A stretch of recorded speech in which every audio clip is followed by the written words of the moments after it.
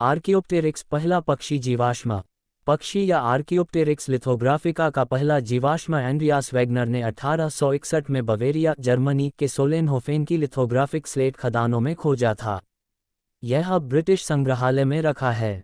1877 में उसी स्थान से एक और नमूना मिला और उसका नाम आर्कियोनिस सीमेंसी रखा गया, जो अब बर्लिन संग्रहालय में रखा है।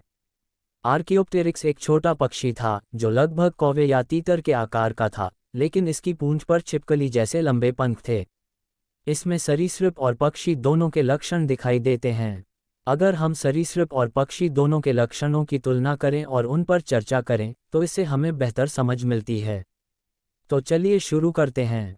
आर्कियोप्टेरिक्स के सरीसृप लक्षण। 1. कंकाल की हड्डियां वायवीय नहीं होती।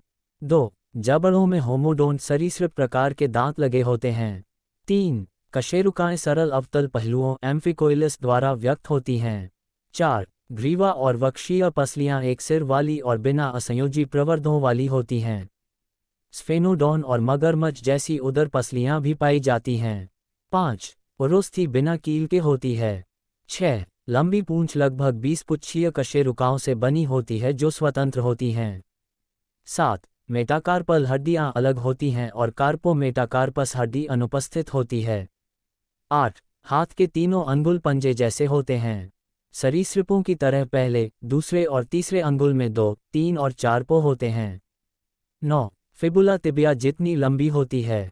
10. पेल्विक कर्धनी सरीसृप प्रकार की होती है जिसमें लंबी इलियम और पीछे की ओर निर्देशित प्यूबिस होती है।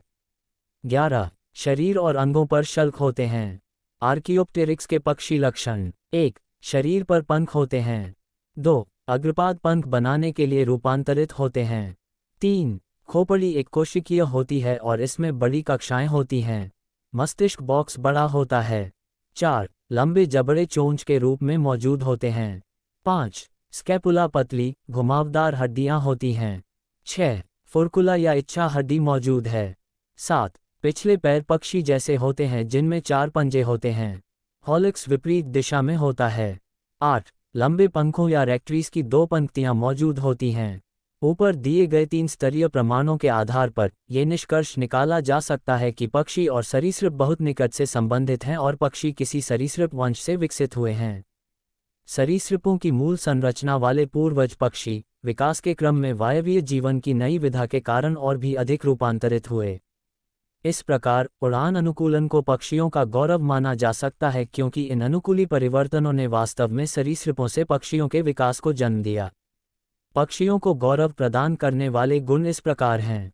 1. पंखों का विकास। 2. अग्रपादों का पंखों में रूपांतरण। 3. वायुथैलियों वाले कुशल फेफड़े। 4. पुनर्तः 4 कक्षीय हृदय जिसमें दोहरा परिसंचरण होता है जो उड़ान के लिए आवश्यक ऊर्जा प्रदान करता है। 5. गर्म रक्तता, शरीर का उच्च तापमान। 6. हल्का कंकाल। 7. उड़ान मांसपेशियों का विकास। 8. अधिक विकसित मस्तिष्क और 9. दृष्टि और श्रवण की विकसित भावना। अतः ये निष्कर्ष निकाला जा सकता है कि पक्षियों ने अनेक सरीसृप लक्षणों को बरकरार रखते हुए अपनी कार्यात्मक शारीरिक रचना में संशोधन किया है तथा कुछ अनुकूली लक्षण जोड़े हैं जो उन्हें श्रेष्ठ जीवन या गौरवशाली जीवन जीने में सक्षम बनाते हैं। जानकारी अच्छी लगे तो वीडियो को लाइक, शेयर और हमारे चैनल को सब्सक्राइब करें। धन्यवाद।